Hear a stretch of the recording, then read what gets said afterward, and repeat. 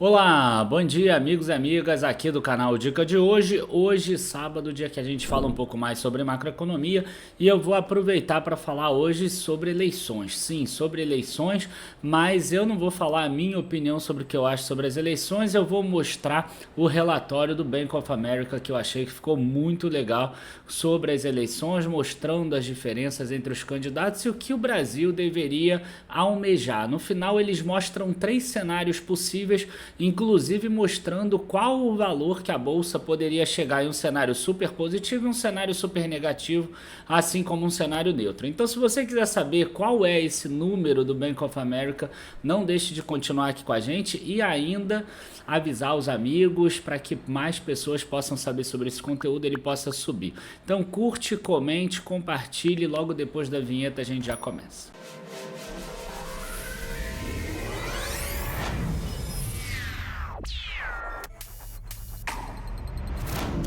Bom, pessoal, eu tirei aqui algumas imagens, né? Vocês vão ver aqui, eu vou até já compartilhar a tela mostrando que é um relatório de 40 páginas aqui no total. Então eu tirei algumas partes aqui desse relatório do Bank of America e ele mostra algumas coisas muito interessantes, ele traz alguns pontos de vista que são importantes que a gente tenha em mente quando a gente for pensar Brasil e até quando a gente for votar.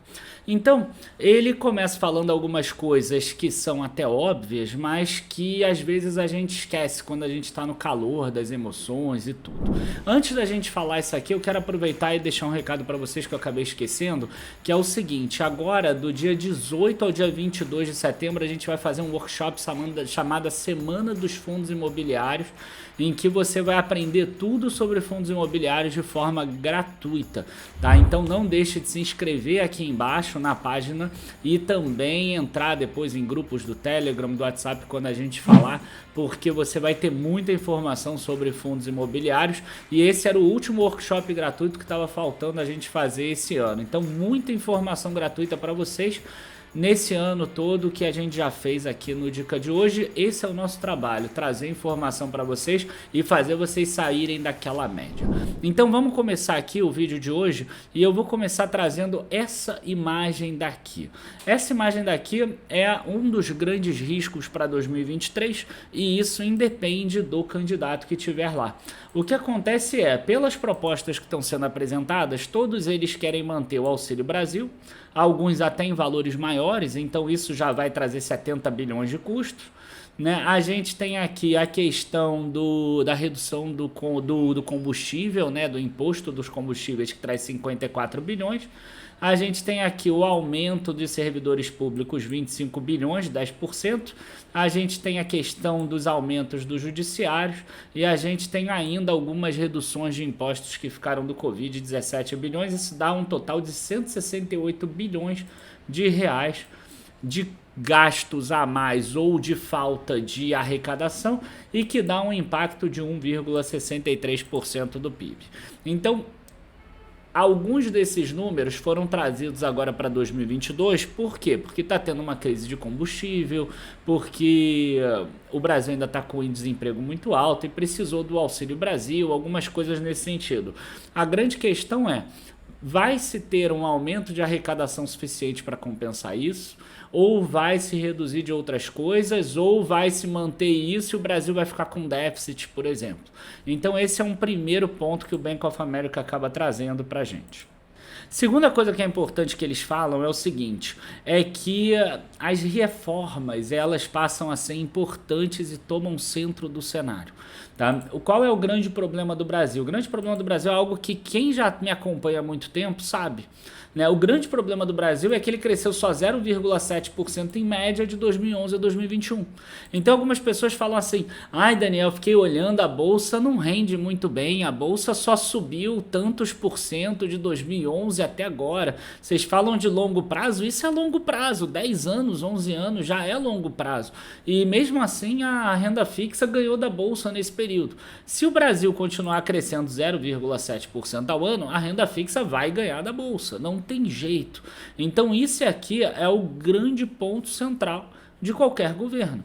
Eles têm que dar um jeito, seja lá qual for, do Brasil conseguir crescer mais do que 0,7% ao ano em média. Né? Então, eles têm que conseguir fazer isso, mas sem comprometer a trajetória de inflação. Não adianta também se aumentar pra caramba gasto público, você cresce 2, 3 anos bem, e aí depois você cria um cenário inflacionário em que aí o Brasil regride depois por 10, 15 anos, igual a Grécia, por exemplo, para não falar outros exemplos aqui na América Latina.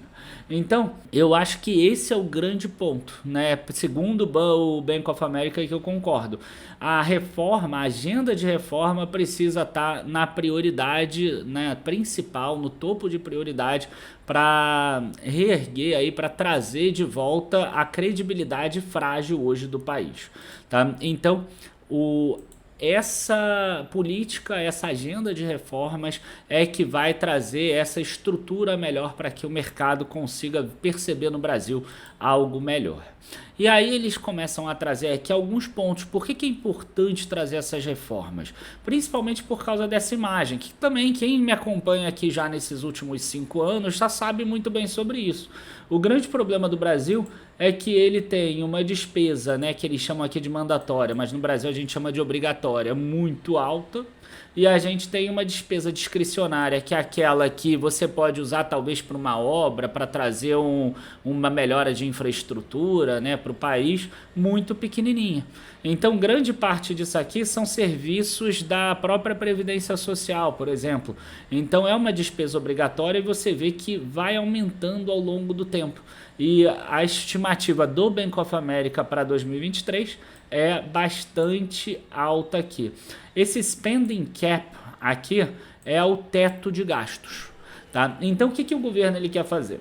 Ele teria duas opções, né? Na verdade, qualquer um dos governos, nesse caso, porque a gente está falando de eleição, ele poderia, né, um cenário, reduzir essa despesa obrigatória, por exemplo, fazendo reformas, e aí você aumenta aqui a quantidade de despesas discricionárias, que são aquelas que trazem, né, impacto para melhorar o país, ou o que eles querem fazer? Você pega e aumenta esse teto de gastos. Se você aumentar esse teto de gastos, você mantém essa despesa obrigatória no nível que está e você sobe a despesa discricionária.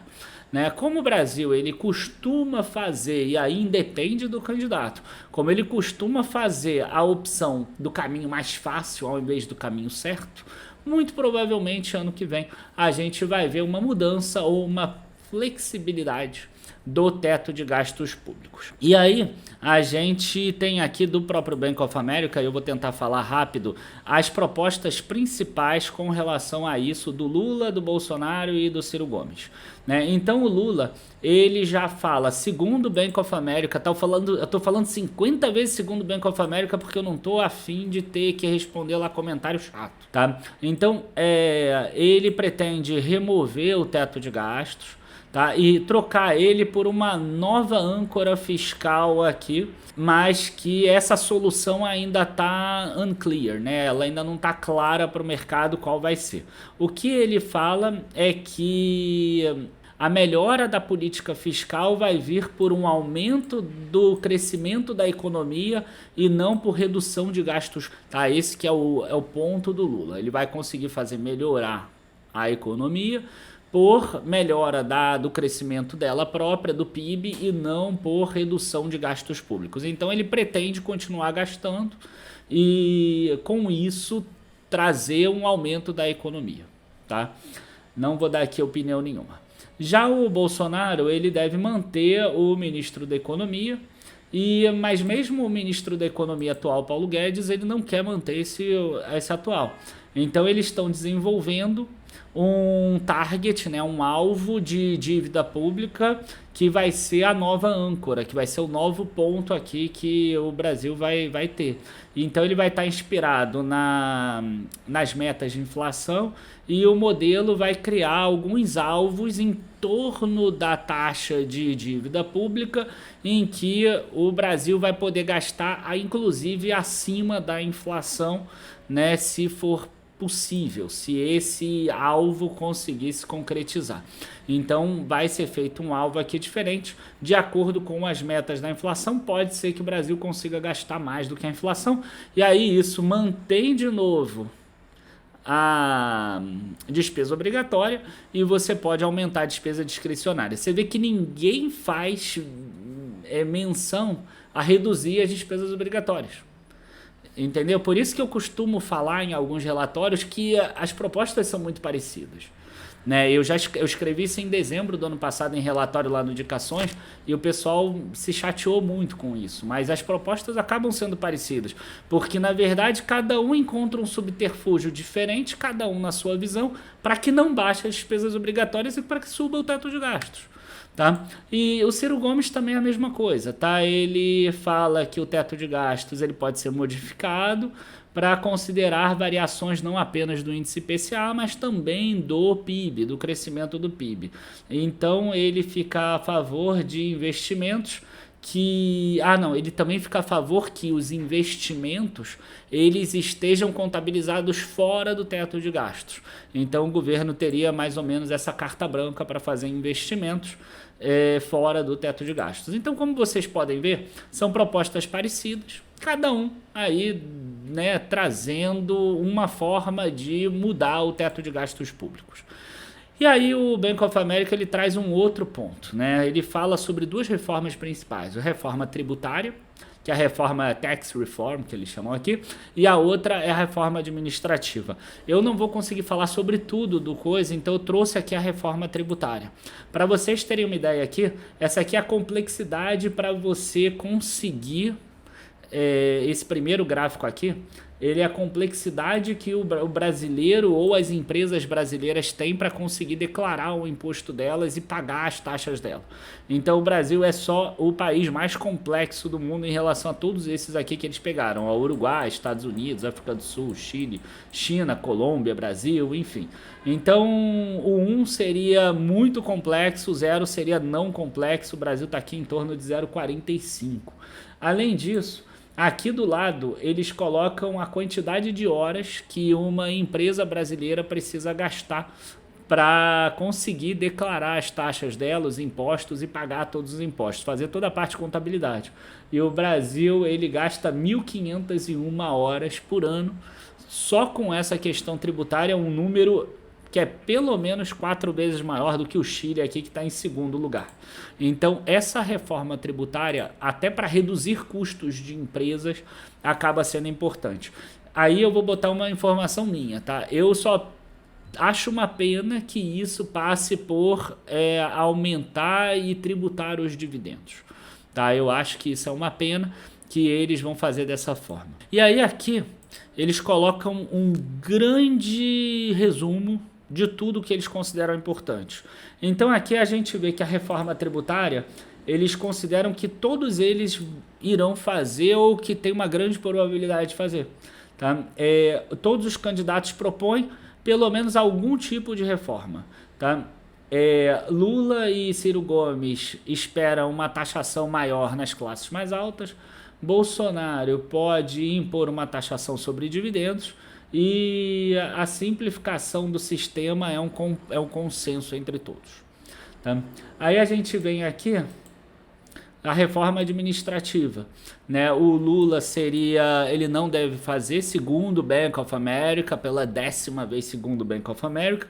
Para Ciro Gomes está incerto, para Bolsonaro e para Simone Tebet seria likely, né? Mais provável que isso aconteça. Inclusive, a terceira via, que no caso seria Simone Tebet, poderia ser mais agressiva nessa reforma para reduzir aqui a questão fiscal também. Tá? Aí, mudanças no teto de gastos, foi aquela outra coisa que eu falei, né? Então eu foquei muito aqui na mudança de teto de gastos e na reforma tributária, mas tem aí no relatório do Bank of America as outras também. Então, ou todos os candidatos vão colocar alguma mudança no teto de gastos, isso aqui a gente já falou aqui, né? Aqui preservação dessas reformas que tiveram agora, que é a trabalhista e a da Previdência. Né? O Bolsonaro acabou fazendo alguma reforma, talvez não como ele quisesse no início, ou como a política econômica queria no início, mas saiu alguma reforma trabalhista e saiu alguma reforma da Previdência também. Então, preservação dessas reformas.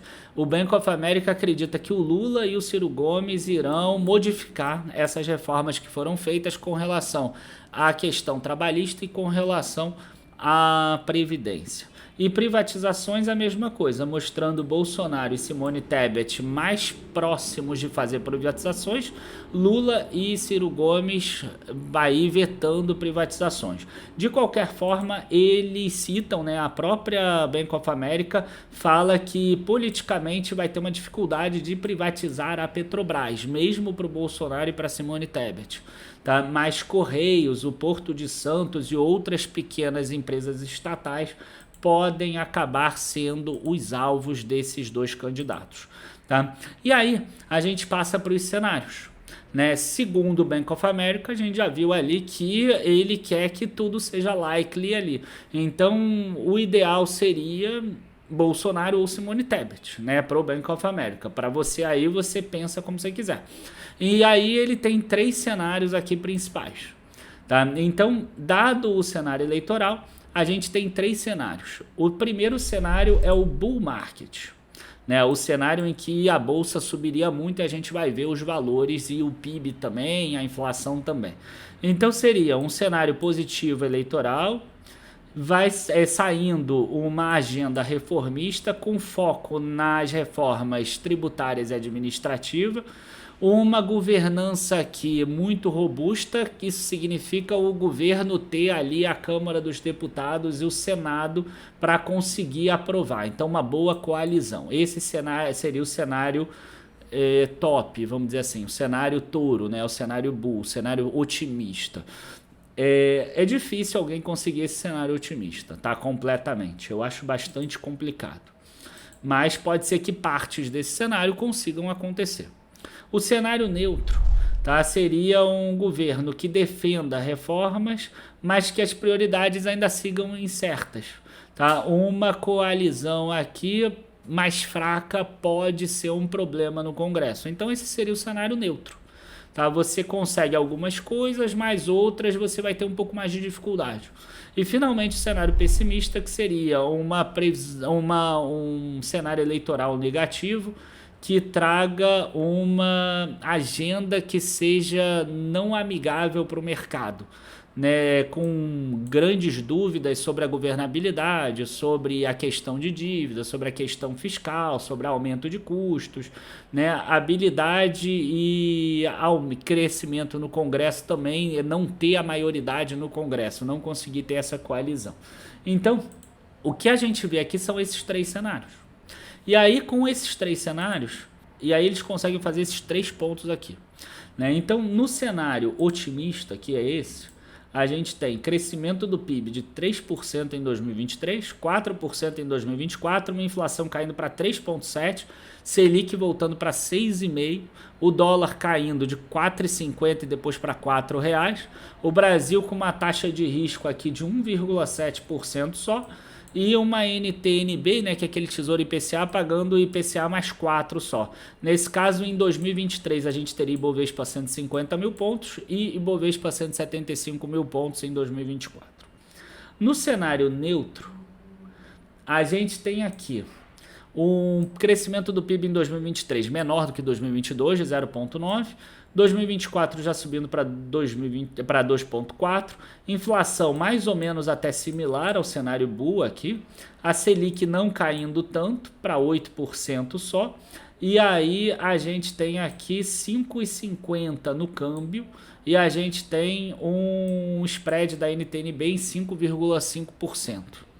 Tá? Nesse caso aqui, a gente tem uma bolsa indo para 135 mil pontos, depois para 150 mil pontos, no cenário neutro do Bank of America.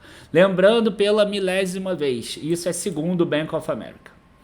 E aqui a gente tem o cenário negativo. O cenário negativo, o Brasil teria um aumento de inflação, inclusive para mantendo essa taxa de 9%, 10% até 2024. A gente tem aqui um crescimento do PIB negativo, né? Então quer dizer, o Brasil entrando em recessão de novo, isso afetaria a política fiscal do Brasil, a Selic tendo que subir até 16%, o dólar indo para 7,50, o Brasil subindo aqui para 5,30 o risco Brasil, né, acima da taxa dos Estados Unidos, e ali o Tesouro Direto pagando IPCA mais 7,3, a Bolsa de Valores indo para 95 mil pontos e depois 105 mil pontos. Esse aumento aqui é só o aumento da inflação, né, porque a Bolsa é nominal. Então a gente vê ganho nenhum ali na Bolsa.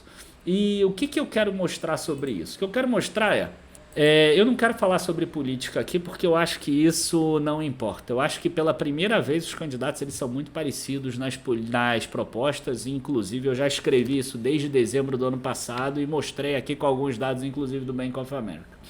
Agora, o que eu quero mostrar é o seguinte, tá? Você tem aqui um cenário ruim de bolsa a 95 mil pontos, um cenário médio a 135 mil, um cenário bom a 150 mil pontos. Então, se a bolsa cai para, por exemplo, tá? Depois do primeiro turno acontece alguma coisa, a bolsa cai para 102 mil pontos. Você concorda que a chance de você perder dinheiro é muito pequena? Então, o que você faz? Pode acontecer esse cenário ruim? Pode, mas, cara, é hora de aportar. Não importa o que vai acontecer. A mesma coisa serve para outras coisas. Tá? Se você tiver, por exemplo, investindo em renda fixa, título público, e você conseguir um título público que está lá, né, o cenário ficou ruim, e está pagando agora IPCA mais 6,4%, igual estava, cara, a chance de você perder dinheiro é pequena, é ir para IPCA mais 6,6%. Mas a chance de você ganhar se vier um cenário bom é ótimo. Então, né, você pode aportar também. Tá? A mesma coisa com relação ao dólar, né? Então vamos imaginar, por exemplo, aí o contrário. Você quer comprar dólar. Aí vamos imaginar que o dólar caiu pra caramba e está em 4,60, por exemplo. Cara, é um belo cenário para você comprar dólar, porque no melhor dos mundos ele cai para 4, no pior dos mundos ele sobe para 7,50, você tem muito mais assimetria.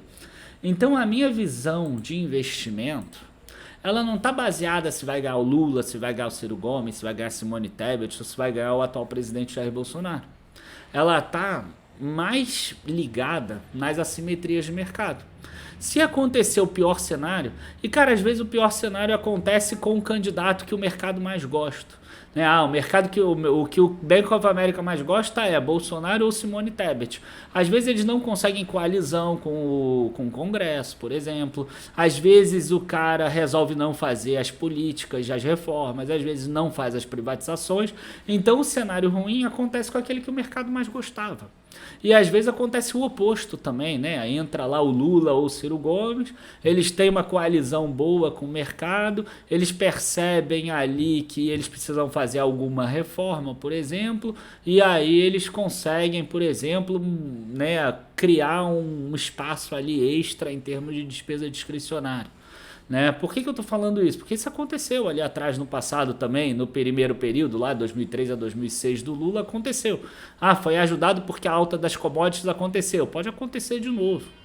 Né? Então, quer dizer, a gente tem aí um cenário que às vezes o mercado gosta mais do candidato A, mas o candidato A não consegue entregar. E às vezes o mercado não gosta do candidato B e o candidato B entrega. Tá? É só para vocês terem essa visão. Então, o que eu faço? Eu saio da visão candidato quando eu sou investidor e eu vou para a parte da simetria. Então, o que é a simetria? Cara, a bolsa 100 mil pontos, 102 mil pontos, ela fica de graça. Tá? Se você tiver título público IPCA mais 6% para cima, fica de graça também. E se o dólar cair para 4,60, 4,50, fica de graça também. Então, o meu racional é esse. Entendeu? Porque esses valores aceitam muito desaforo. Então esse é o recado que eu queria passar para vocês. E não se o candidato A ou B ou C ou D é melhor, tá? Para mim é tudo farinha do mesmo saco. Provavelmente daqui a 8 anos, 12 anos, você vai ver um junto com o outro na mesma chapa. Tá? Então eu penso muito mais economicamente, eu penso muito mais em termos de investimento do que em termos de eleições. Bom, galera, eu queria aproveitar para lembrar vocês de novo do workshop de fundos imobiliários. Tem muito dinheiro na mesa em fundos imobiliários e vocês vão entender por quê. Alguma coisa já começou a destravar. Os fundos imobiliários, o IFIX saiu de 2.800 pontos para 3.000 pontos. Se você pegar o índice de fundos de tijolos, eles subiram 11,8% em agosto, muito mais do que a bolsa.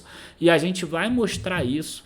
no o nosso workshop de 18 de agosto a 22 de agosto, então não perca, se inscreva aqui embaixo, tem algumas aulas que não são ao vivo, são gravadas e você só vai receber por e-mail ou pelo Telegram, então não perca essas aulas também, as gravadas. Abraços a todos, bons investimentos e até a próxima. Tchau, tchau, pessoal.